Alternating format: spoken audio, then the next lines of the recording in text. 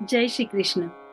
श्री गणपति अथर्वशीर्ष इस स्तोत्र को हम हमारे जीवन में कैसे उतारे, इस विषय पर हम चिंतन कर रहे हैं। इसकी प्रत्येक ऋचा को हमें अपने जीवन में उतारते आना चाहिए।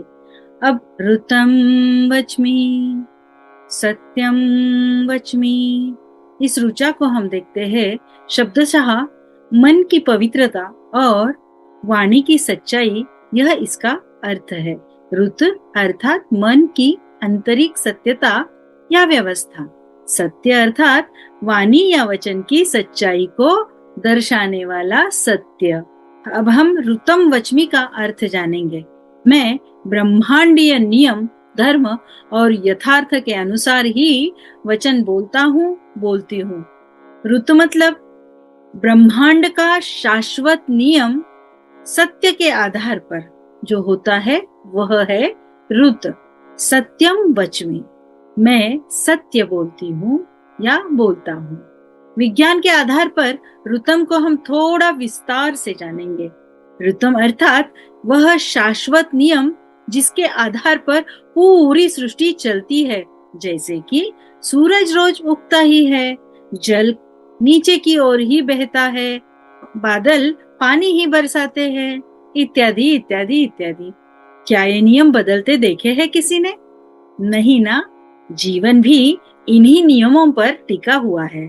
इसीलिए ऋतम वच्मि का अर्थ है, मैं जो भी बोलूंगा या बोलूंगी वह प्रकृति और धर्म के अनुकूल हो, इसका सदैव ध्यान रखूंगी या रखूंगा। अब सत्यम को हम जानते हैं, जो जैसा है वैसा ही कहना, बिना छुपाए, बिना मिलावट करके। सत्यम वच्मि का अर्थ है, मैं ईमानदारी और स्पष्टता से बात करूंगी। यही बातें जरा आज के जीवन से हम जोड़कर थोड़ा और विस्तार में समझेंगे। आज की दुनिया में केवल सत्य कहना काफी नहीं है, तो सत्य को सही ढंग से, सही भाव से कहना अत्यंत आवश्यक है। यदि हम कोई कड़वी पर सच्ची बात बिना सोचे समझे कर दे, तो सामने वाले को बुरा लग सकता है। इसीलिए ऋत हमें यह बात सिखाता है कि सत्य बोलते समय धर्म, नियम और सद्भावना का ध्यान रखना अत्यंत आवश्यक होता है। अब इसको एक छोटे से एग्जाम्पल के साथ समझेंगे। यदि हमें अपने किसी मित्र की गलती पर बात करना है, तो कठोर गुस्से से सच कह देते हैं, वह केवल सत्य है। किंतु यही बात हम समझकर उसके सामने रखे, तो वह ऋत और सत्य दोनों ही हो सकता है।